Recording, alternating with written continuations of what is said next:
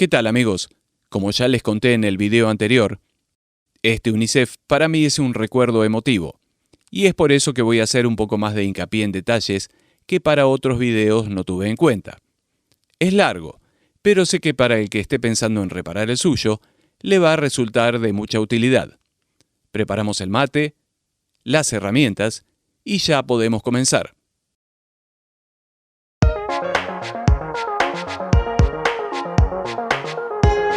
Primero, hay que extraer la perilla del sintonizador y las de volumen y tono. Todas son para ejes estriados.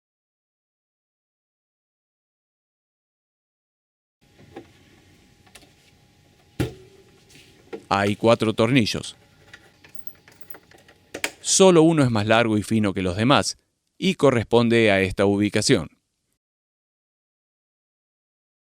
Hay 2 más en el interior del compartimiento de las pilas.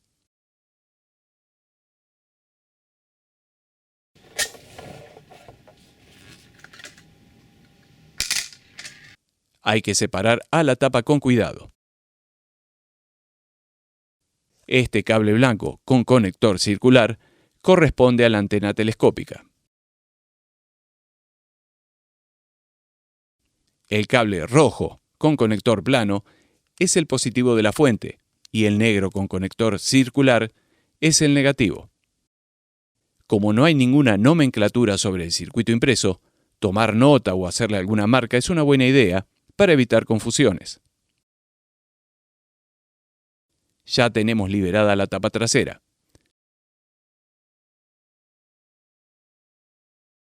Aquí se puede apreciar el grosor y la calidad de los plásticos del gabinete. Después de tantos años, todavía se mantiene en buen estado, a pesar del uso y más de un golpe o caída que seguro tuvo en tanta vida.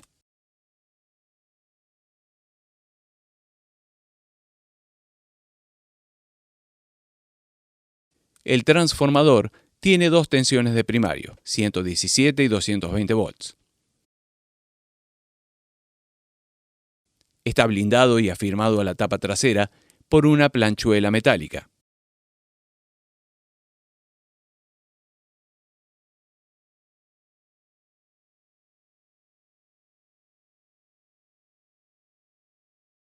Este espacio parece poder albergar a un transformador un poco más grande y tal vez sea así en alguna otra versión.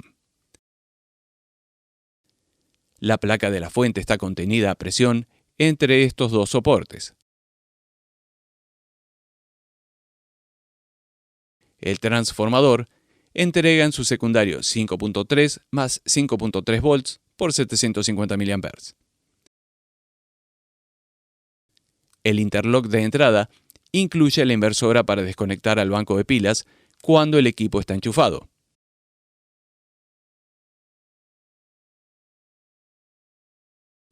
La continua resultante es de 7,6 volts sin carga. Tiene solo dos diodos, dos capacitores disco y un electrolítico de filtro. No tiene fusibles de protección, aunque algunos agujeros y las pistas en él hacen pensar que en otro modelo podrían estar presentes.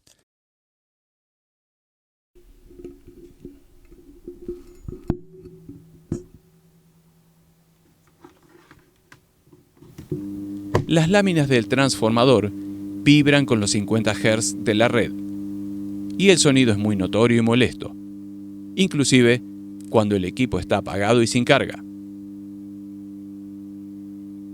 Muchas veces, este problema se soluciona sumergiéndolo en barniz y dejándolo secar durante algunos días.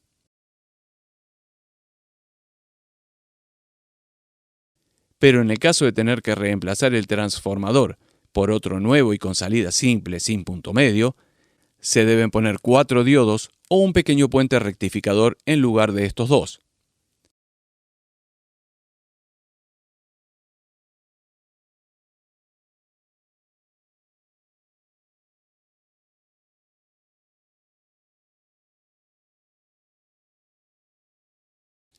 Antes de seguir desarmando, vamos a medir la corriente que puede entregar la fuente. Para lograr una medición estable evitando fluctuaciones, ingresamos a la entrada auxiliar con un tono de 1 kHz y 700 mV de amplitud.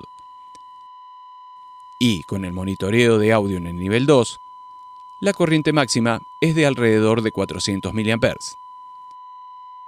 Esto con pilas alcalinas alcanzaría solo para unas 15 horas de uso máximo con toda la furia, mientras que solo escuchando la radio a volumen normal podrían durar más de un mes.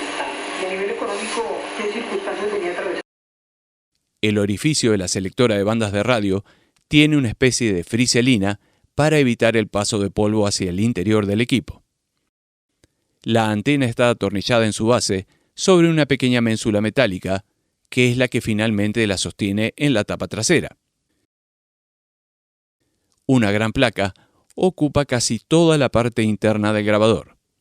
Del lado izquierdo se ven los circuitos del sintonizador de radio, y del derecho los amplificadores y los distintos conectores.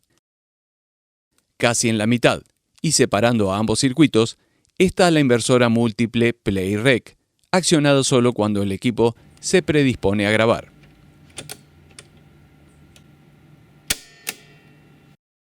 Debajo de la placa y del lado derecho se asoma el motor del mecanismo de cassette, y esto nos anticipa de la dificultad de tener que desarmar todo tan solo para cambiar la correa.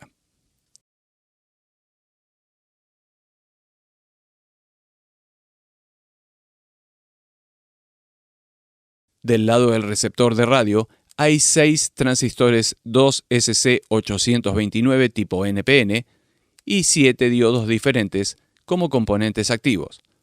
La antena de ferrita es tanto para la AM comercial como para la onda corta.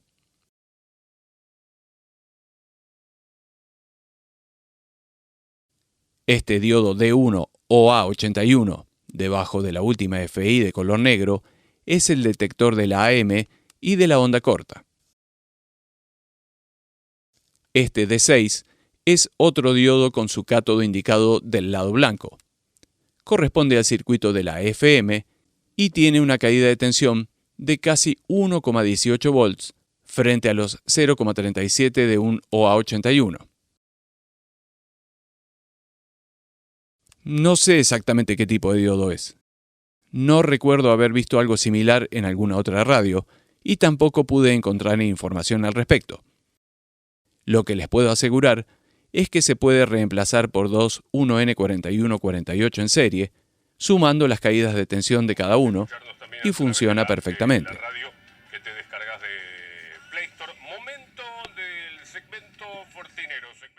Estos otros dos OA81, D2 y D3, al lado de la FI de color celeste, son los discriminadores de la FM. La selectora múltiple para las bandas de radio con una larga palanca y algunos puentes de masa soldados desde ella hasta los blindajes de los transformadores variables de frecuencia intermedia. El tándem múltiple y los distintos transformadores y trimmers para las frecuencias intermedias, los osciladores y el ajuste de cada una de las bandas. Junto a este transistor 2SC536 tipo NPN, que también puede ser un 2SC945, este transformador ajustable, en donde también están soldados los cables de color violeta provenientes de la masa metálica del mecanismo del cassette, es del oscilador Bias. Nada tiene que ver con el receptor de radio. La frecuencia en la primera posición del BitCat es de 36 kHz y en la segunda es de 40 kHz.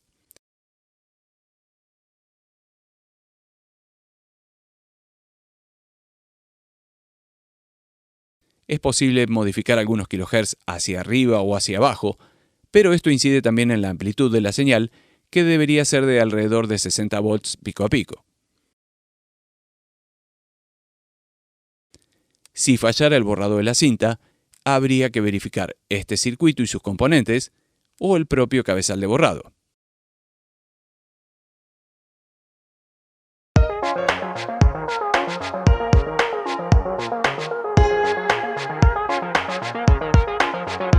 La otra parte del circuito corresponde a los preamplificadores y al amplificador de potencia de audio. Destacan claramente los integrados amplificadores Sanyo LA4100 en configuración puente, muy en sintonía con la recomendación del datasheet para lograr más potencia con solo 6 volts de alimentación y una impedancia de salida de 8 ohms. Sus aletas disipadoras de calor están soldadas sobre una generosa pista estañada que corresponde al negativo. El pin 14 de cada uno de estos integrados es el positivo de la fuente.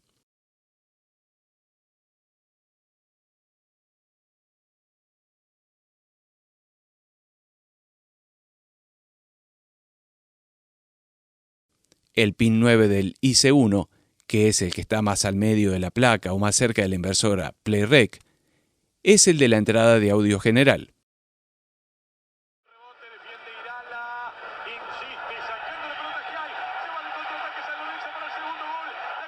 Y los pines 1 de cada uno de ellos son las salidas hacia el sistema de parlantes. Durante los próximos meses, estemos alerta, seamos conscientes. Cuida la energía, sumate al consumo eficiente. Recuerdo que el UNICEF que tuve en mi juventud tenía únicamente un solo integrado, y el otro espacio estaba vacío, con lo cual, seguramente en vez de entregar 3 watts de potencia, solo tenía 1,5.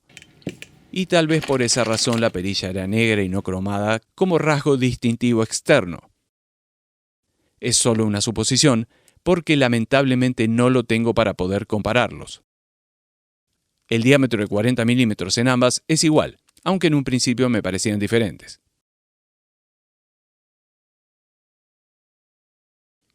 En la parte superior del sector amplificador hay 3 transistores.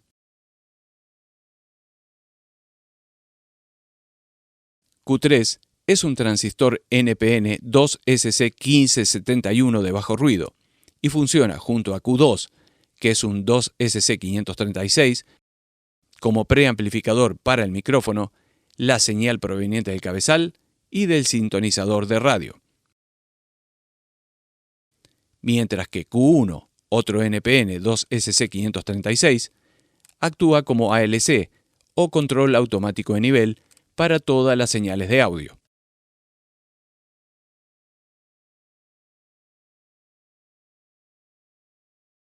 Los conectores de entrada de micrófono, de entrada auxiliar y de salida son mini plug mono. El del remoto de la pausa es micro plug. Están unidos por una tapa que a su vez está sostenida por las tuercas de los propios conectores.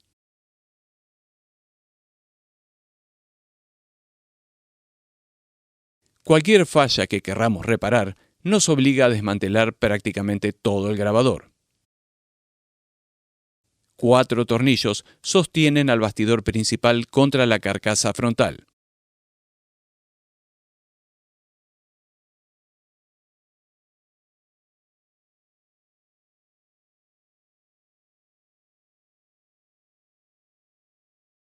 Hay 2 tornillos de rosca más fina que fijan a la placa contra 2 columnas plásticas ubicadas sobre el mecanismo del cassette.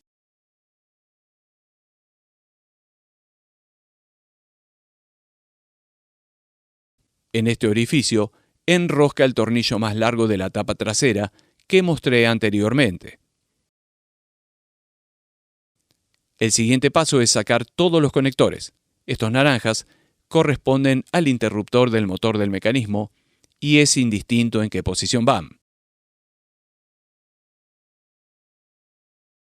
El blanco, de conector circular, es el común al tweeter y al woofer, mientras que el amarillo plano es la salida directa del amplificador al parlante y el naranja es el de la señal ya filtrada por estos 2 capacitores para el tweeter.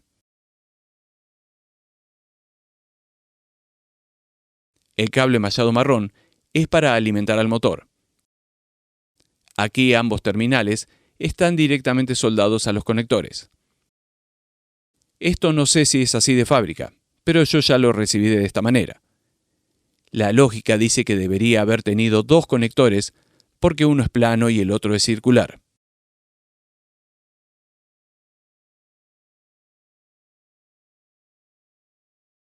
Estos cables negro y verde son los de la salida del oscilador para la cabeza de borrado. El doble violeta es la masa y es necesario desoldarlo del blindaje de la bobina ajustable del oscilador. Por último, tenemos muy cerca de la inversora a los conectores del cabezal de reproducción y grabación con su malla metálica.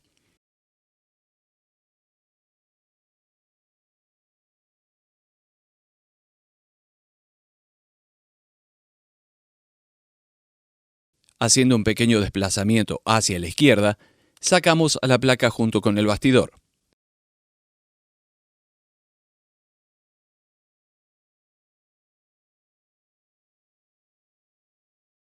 El parlante principal es de 5 pulgadas, con 4 orejas, de 8 ohms y 3 watts.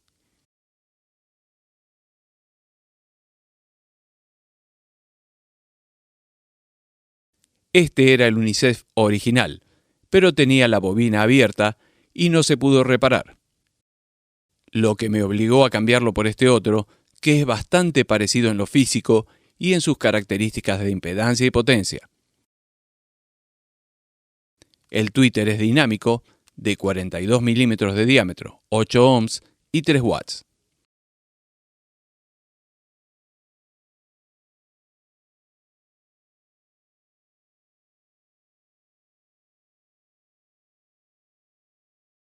Todos estos tornillos tienen un vuelo ancho como si tuviesen una arandela. El filtro bipolar del tweeter está en la placa principal y está formado por dos electrolíticos de 4,7 microfaradios enfrentados en sus negativos. Esto es el equivalente a poner uno no polarizado o bipolar de 2,2 microfaradios. El orificio del micrófono interno está decorado por una delicada tapa de aluminio perforada conforme al diseño externo. La manija de transporte pivota en ambos extremos del gabinete sobre dos tornillos cabeza Phillips con una tuerca interna presionando a una chapita como retención y a dos arandelas de teflón de cada lado.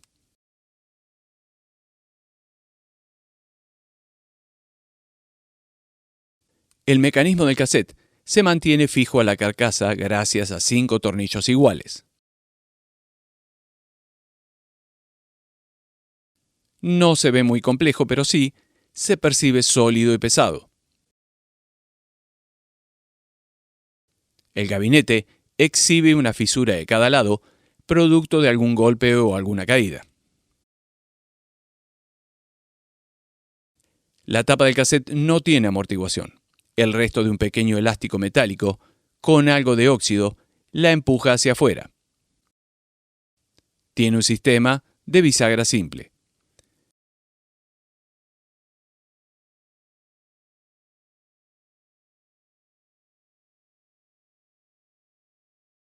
Me gusta mucho el diseño, la solidez y hasta el color de este gabinete.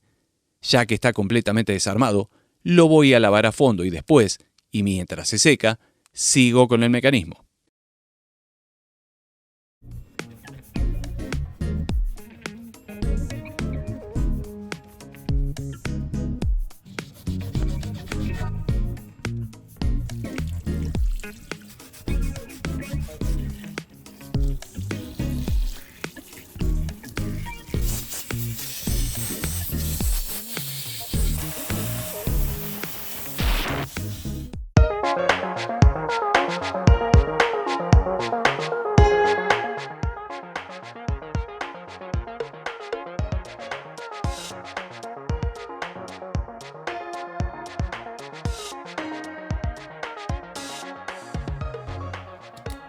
La chapa en la que fue estampado el mecanismo es bastante gruesa y se siente firme al accionar las teclas.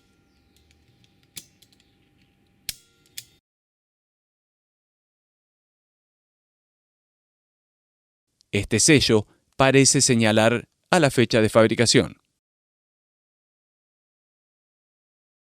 Las dos poleas principales tienen rodamientos de goma que ya están resecos y resquebrajados.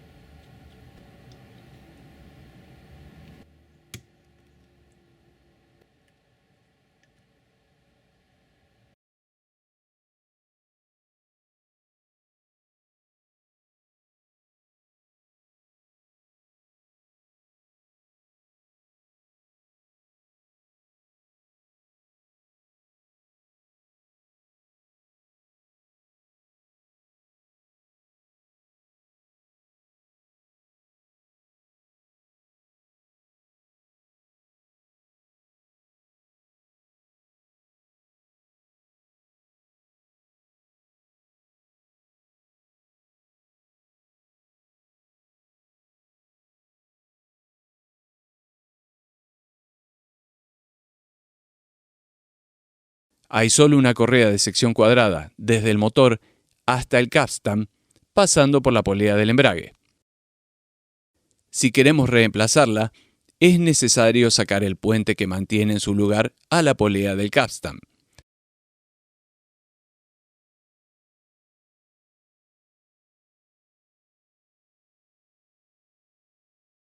Podemos sacar el brazo de la polea del embrague extrayendo esta arandela Seeger.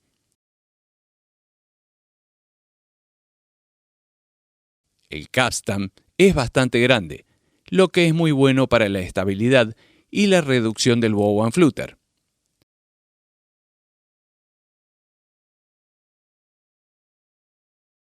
El pinch roller es de 13 por 8,3 milímetros y su eje es de 2,5 milímetros de diámetro.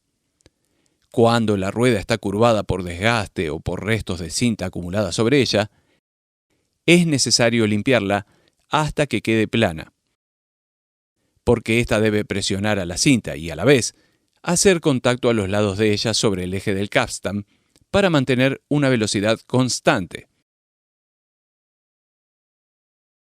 Podría cambiarla directamente por una nueva, pero lamentablemente el eje está remachado al soporte y mecanizarlo para extraer la rueda podría deformarlo irremediablemente. Me queda limpiarlo lo mejor posible hasta sacarle la marca central. Esto es fundamental en cualquier mecanismo de cassette, porque de lo contrario, la velocidad de la cinta se vería influenciada por la resistencia que ofrece el carrete de aporte o la tracción del carrete receptor. Ninguno de estos dos determina la velocidad y estabilidad de la cinta. Eso solo lo hace el pinch roller contra el eje del capstan, y por eso que es crucial que esté limpio y en buen estado.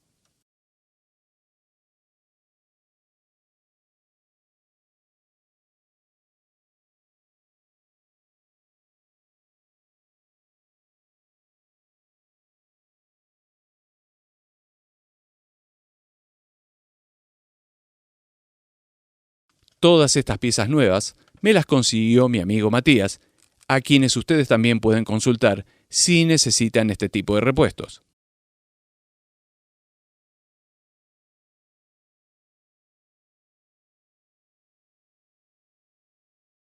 El cabezal de grabación y reproducción es, por supuesto, monoaural y de alrededor de 187 ohms, con una inductancia de 90,5 mH, medido a 10 kHz.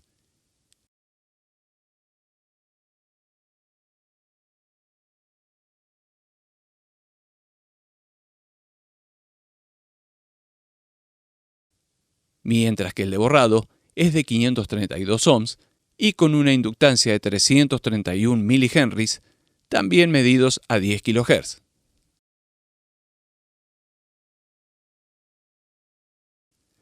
Como no pude conseguir uno nuevo con esa misma inductancia, ni con la guía de la cinta del mismo lado, voy a dejar a este original bien limpio y desmagnetizado.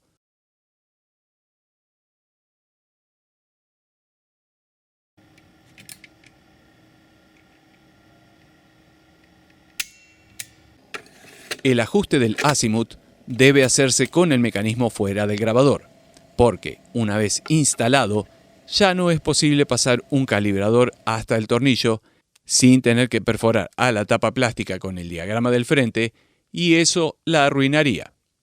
La matricería del gabinete incluye un agujero rectangular a esa altura, seguramente previendo un ajuste por fuera, pero siempre teniendo que pasar antes por el oscilograma estampado en la etiqueta, y cosa que por supuesto no voy a hacer. La polea del motor es de bronce, con un diámetro central de 7 milímetros, y no tiene ajuste electrónico de velocidad. El ajuste es interno y por centrífuga mecánica. Pero como este motor está bien, no lo voy a tocar. El motor gira alrededor de las 2000 revoluciones por minuto con carga mecánica del mecanismo de play, con o sin el cassette.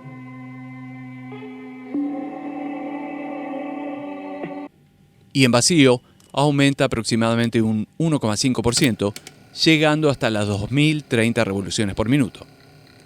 La velocidad se mantiene constante independientemente de que se alimente con los 6 volts de las 4 pilas o los 7,6 volts de la fuente.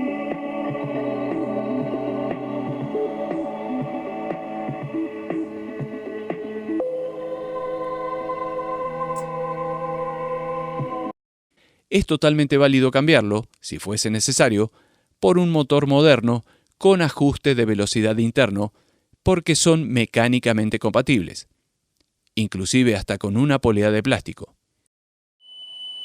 Obviamente, hay que reajustar con un cassette de velocidad patrón.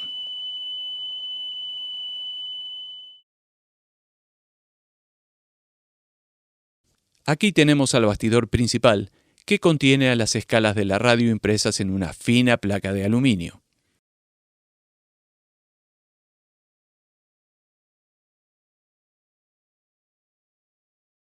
Al mecanismo del movimiento de la aguja indicadora, con sus poleas e hilo, y a la rueda del tándem.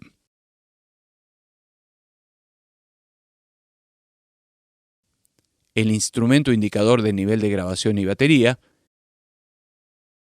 los potenciómetros, a las palancas selectoras y al micrófono eléctrico, que es del tipo de 2 contactos, el positivo y señal de audio, y el negativo. El bastidor está unido al impreso por las tuercas de los potenciómetros. Por los 2 tornillos de las selectoras y por la rueda del tándem vinculada al hilo del dial.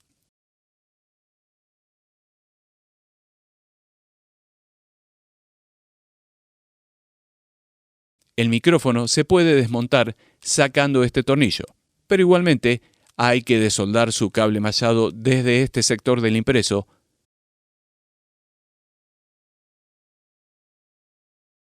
como también a los cables negro y blanco del instrumento de aguja soldados en estos puntos.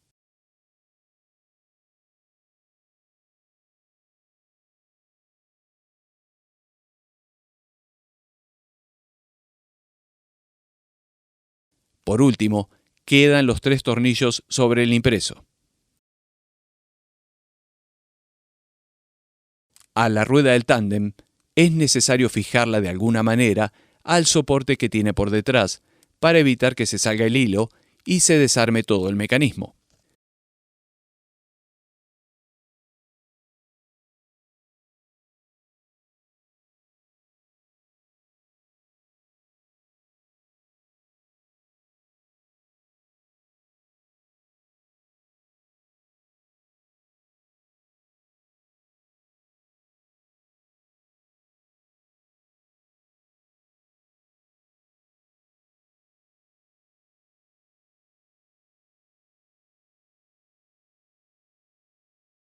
Los potenciómetros originales tienen unas largas patitas que llegan hasta el impreso. Estos son muy difíciles de conseguir. Sin embargo, se pueden reemplazar fácilmente con modelos más modernos gracias a que son circulares y hay mucho espacio para instalar otro, siempre que sea de eje corto y estriado. El de tono indica 9 kiloohms, pero nominalmente es de 10, y lineal. Mientras que el de volumen también es de 10 kiloohms, pero en este caso es logarítmico. Sobre las pistas y del lado opuesto a los componentes hay 3 resistencias. Esta, denominada como R34, es de 4,7 kiloohms, vinculada a la salida del demodulador de la AM y de la onda corta. Esta otra, R35, es de 50 ohms y corresponde al circuito oscilador de la AM. Y esta despintada es la R36, es de 150 ohms y forma parte del filtro de entrada de la frecuencia modulada.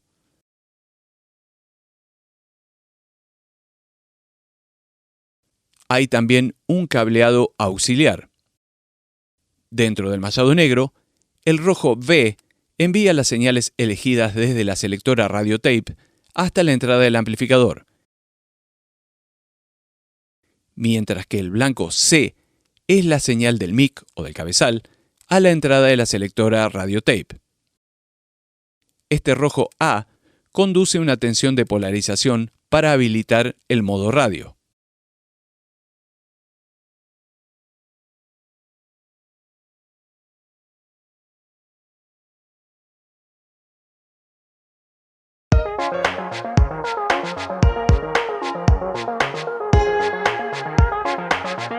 Las selectoras están instaladas sobre un pequeño impreso que a su vez está unido al impreso principal en forma perpendicular a este y fijado por una traba mecanizada sobre ambos Pertinax y la propia soldadura de las pistas. Ambas son cuádruples inversoras. La de Sleep On-Off solo usa 2 de los circuitos, mientras que la de Radio Tape utiliza los 4.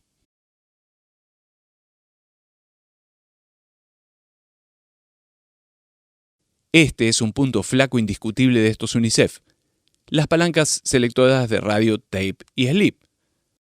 No debe haber ni uno de estos al que no se le haya roto ni siquiera una de ellas. El problema es que son demasiado largas, y cuando las llaves comienzan a envejecer y endurecerse, hay que hacerles más fuerza en la parte superior para moverlas hacia adelante o hacia atrás. Y cuando ofrecen mucha resistencia de un lado y se les aplica fuerza del otro, sencillamente se quiebran. Conseguí unas nuevas hace algunos años en un local del 11 y probablemente todavía tengan alguna.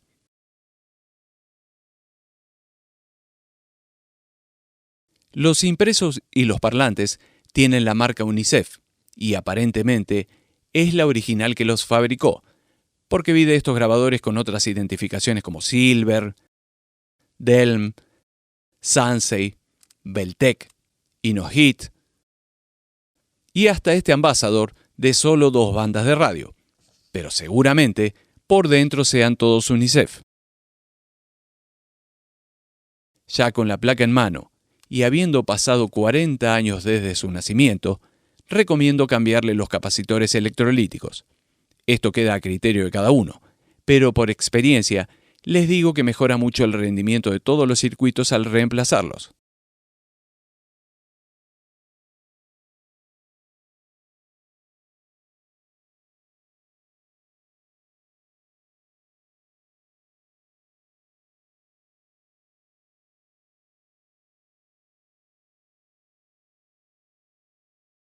Como no hay ni una sola indicación en el impreso sobre el número o nombre del componente, es importante hacer un croquis de la posición y la polaridad original de cada uno.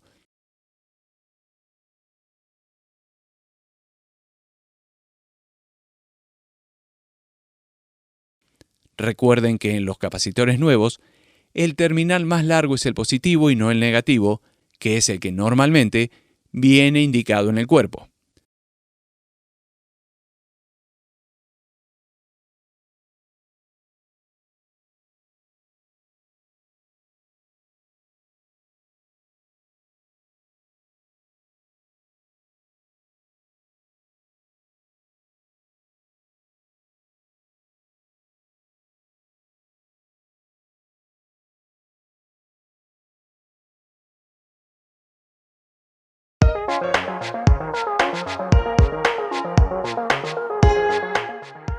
Si la etapa de radio funciona bien, hay que evitar hacer ajustes de las bobinas de los osciladores y de las frecuencias intermedias del circuito, como tampoco modificar la forma de las bobinas fijas abiertas. Cualquier modificación aquí significa desintonizar el receptor para las frecuencias para las que fue diseñado. Para evitar deformaciones en las bobinas fijas, es que se le agrega esta sustancia en fábrica.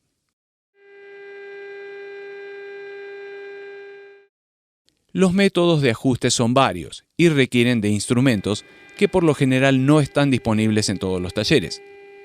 Inclusive algunos descritos en los manuales de servicio ya ni siquiera se fabrican, como los genescopios, que eran una especie de generadores de radiofrecuencia y osciloscopios dedicados solo para los rangos de frecuencia intermedia de la AM en 455 kHz y de la frecuencia modulada en 10,7 MHz. Si no quedara más opción que realizar un ajuste sin instrumentos, este puede hacerse por el método de comparación. La mayoría de los receptores transistorizados de esa época tienen muchas similitudes en el diseño, y este tipo de ajustes puede servir de referencia para otras radios.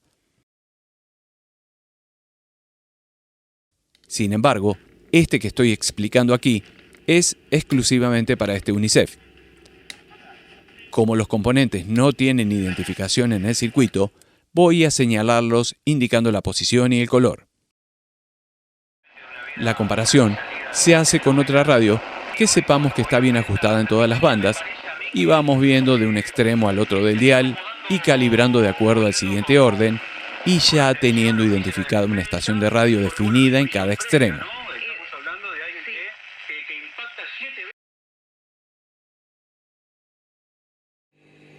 Amplitud modulada. Ajustar las frecuencias intermedias en el siguiente orden. La amarilla, la blanca,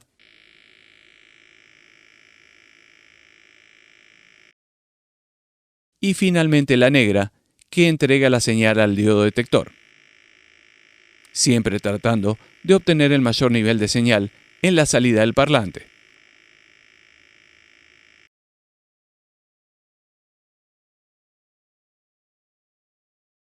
Para iniciar este procedimiento, asumimos que las bobinas sobre el núcleo de ferrita están ajustadas porque nunca se tocaron. Extremo inferior de la banda, ajustar bobina osciladora de color rojo. Extremo superior de la banda, ajustar trimmer T3. Luego, ajustar trimmer pequeño para el nivel de antena, que en los receptores de solo AM y FM están en el mismo tándem. Si es necesario, repetir todos los pasos buscando una mejora de la señal.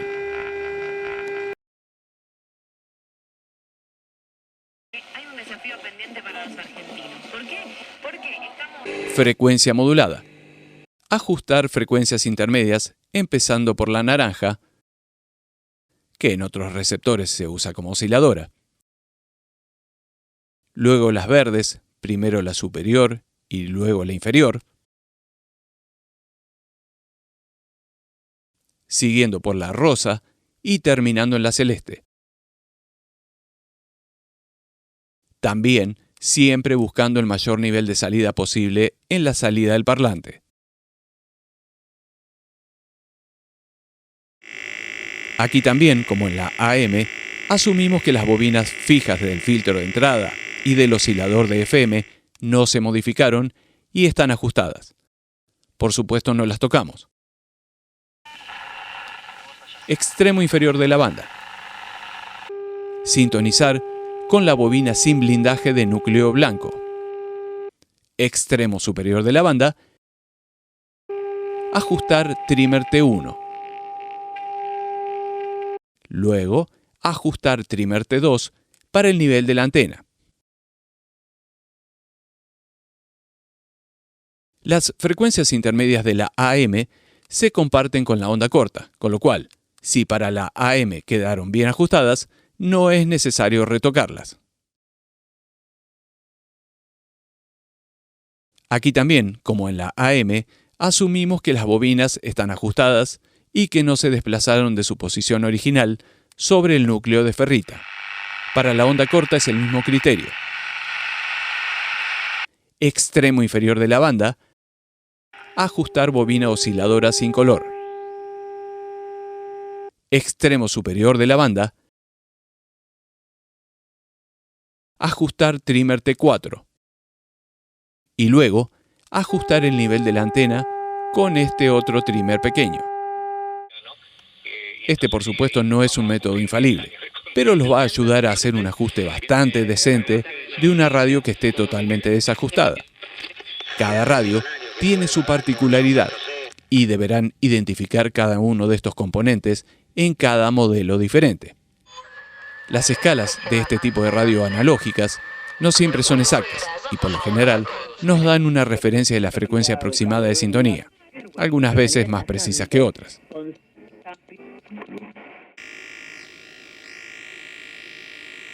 Ajustar bien las etapas de radio con instrumentos merece un capítulo aparte.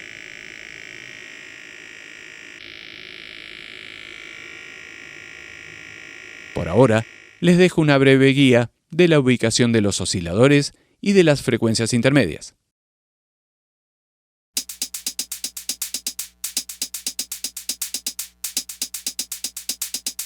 Siempre es recomendable pasar algún limpiador o lubricante a las llaves selectoras, conectores y contactos.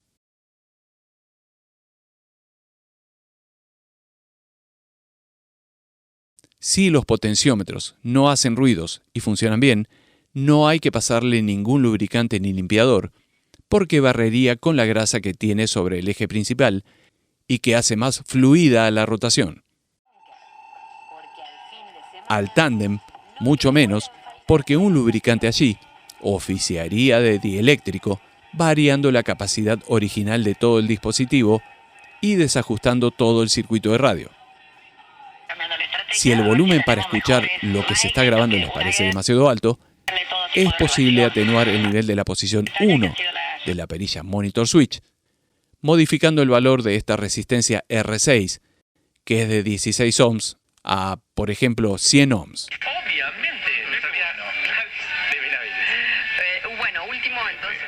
Obviamente, cuanto más alto el valor, más bajo el volumen.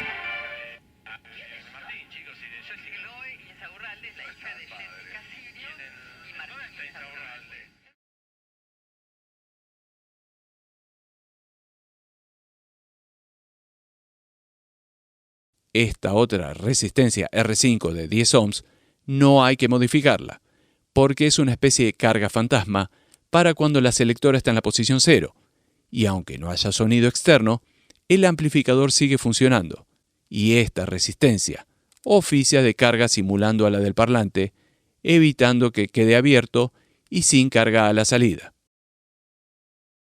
Ya que estamos por este sector, esta resistencia R24 de 2,2 ohms está en serie entre el positivo y el motor y funciona como limitadora de corriente, y si no llegara tensión al motor, esta podría estar abierta. En un momento sospeché que pudiese ser un choque de 2,2 microhenries, que eran muy habituales en los diseños de esos años para filtrar el ruido de las escobillas chispeando sobre los colectores del motor, pero no, es una resistencia.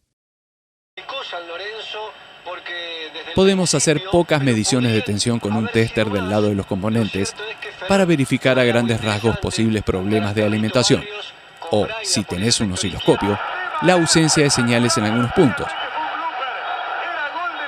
Concretamente que Néstor no tenía que ir contra, porque del otro lado, porque en realidad, vos cuando... Está bastante diezmado respecto del que tuvo San Lorenzo el año pasado. Igual es raro, el Pipi había sido manager en un momento. Sí, ¿no? Es raro ser manager de un club y al tiempo ser interino. Técnico. La Copa Libertadores, Sin embargo, para fallas más complejas, no queda otra opción que desmontar todo y armar un banco de pruebas con todas las etapas a la vista desde el lado de las pistas. Esto se agrava ante la falta de un diagrama esquemático que nos obliga a seguir las señales solo por la observación y la deducción del circuito. Este verano en nuestro hemisferio hemos sufrido temporales extremos.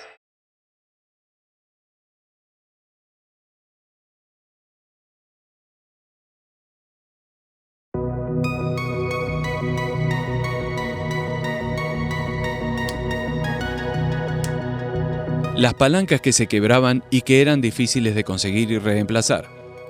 La inmensa placa del circuito impreso cubriendo todo y que obligaba a tener que desmontarla siempre para realizar cualquier tipo de reparación, tanto electrónica como mecánica, con el consecuente fatigado de los cables y conectores cuando se empezaban a sacar y poner en repetidas oportunidades. La incomodidad de seleccionar la banda de radio desde la parte posterior y la imposibilidad de girar la antena hacia el frente sin rayar el gabinete o romperla. Eran algunos de los puntos en contra, sumados a lo operativo y a las características técnicas limitadas. Maradona llega al corralón. Agarra y le dice al tipo, tomá, llevásela a Alonso. El dificultoso monitoreo de la grabación, la falta de una segunda onda corta que alcanzara los 22 MHz, la carencia de una escala en el instrumento que indicara el nivel de intensidad de las señales de radio, o aunque sea un LED, se suman a una gran lista de cosas que podría haber tenido, pero que por alguna razón no las incluyeron. De no tener estos pocos detalles operativos e inconvenientes para repararlo, sería uno de esos grabadores que hoy en día seguirían funcionando como radios en cualquier casa. Sin embargo, vi a muchos de estos descartados o vendidos por casi nada, seguramente por la dificultad de repararlos. Es una pena porque el resto parece estar pensado para resistir a cualquier exceso. Un hermoso radiograbador con un diseño que no pasa desapercibido para nadie, y mucho menos para quien lo tuvo alguna vez en sus manos. Obviamente que hay muchas fallas y problemas no contemplados en este video, pero sería imposible detallar todo lo que pueda llegar a pasarle y cómo solucionarlo.